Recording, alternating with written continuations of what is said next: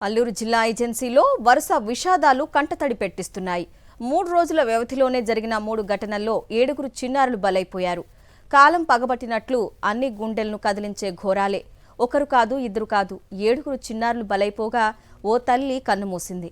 వినడానికే కష్టంగా ఉన్నా ఈ దారుణాలు అడవి బిడ్డలనే కాదు, విన్న వారందర్నీ వేదనకు గురిచేస్తుంది. అల్లూరి సీతారామరాజు జిల్లాని వరుస విషాదాలు వెంటాడుతున్నాయి. 3 రోజుల వ్యవధిలో కలచివేసే దుర్ఘటనలు చోటు చేసుకున్నాయి.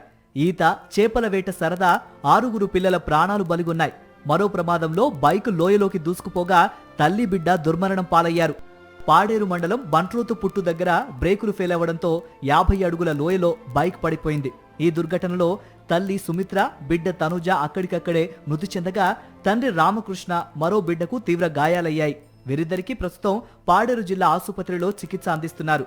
బాధితులు కించూరు గ్రామానికి చెందిన వారు కాగా కొడాపల్లిలో బంధువుల ఇంట్లో పెళ్లికి హాజరై తిరిగి వస్తుండగా ఈ దుర్ఘటన చోటు చేసుకుంది.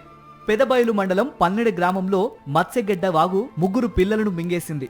చేపల వేటకు వెళ్లిన 5గురిలో 3 గల్లంతవగా ప్రాణాపాయ స్థితిలో ఉన్న 2ని స్థానికులు గుర్తించి రక్షించగలిగారు. ఈత సమయంలో ప్రమాదకరమైన లోతులను అంచనా వేయలేక 11 ఏళ్ల గొల్లొంగి హర్షిత్, కోడా ప్రదీప్, 10 ఏళ్ల పాంగి బబులు మృత్యువాత పడ్డారు. మృతులందరూ పన్నెడ గ్రామానికి చెందినవారు.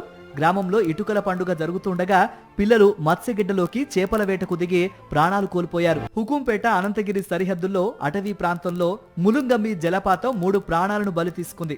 సుమారు 50 మీటర్ల ఎత్తులో ఉండే ఈ జలపాతం గట్టు మీద నుంచి అదుపు తప్పి ప్రవాహంలో పడిపోయిన 3 విద్యార్థినులు ప్రాణాలు కోల్పోయారు. జంబువరస గ్రామానికి చెందిన సాలెపు త్రిష, సాలెపు రత్నకుమారి, సాలెపు పవిత్ర మృత్యువాత పడగా సాలెపు అంజలి త్రుటిలో ప్రాణాలతో బయటపడింది. వేసవి సెలవుల కోసం ఇంటికి వచ్చిన వీరంతా ఒకే కుటుంబానికి చెందినవారు.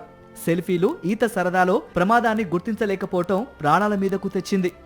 వరుస ఘటనలతో ఏజెన్సీలో రోదనలు మిన్నంటుతున్నాయి. జలపాతాలు, ప్రమాదకర గెడ్డల వద్ద హెచ్చరిక బోర్డులు, సరైన నిఘా లేకపోవటం వల్లే ఇటువంటి ప్రమాదాలు జరుగుతున్నాయనే ఆరోపణలు వినిపిస్తున్నాయి. మరి ఇప్పటికైనా అధికారులు స్పందించి తగిన చర్యలు చేపడతారో లేదో చూడాలి.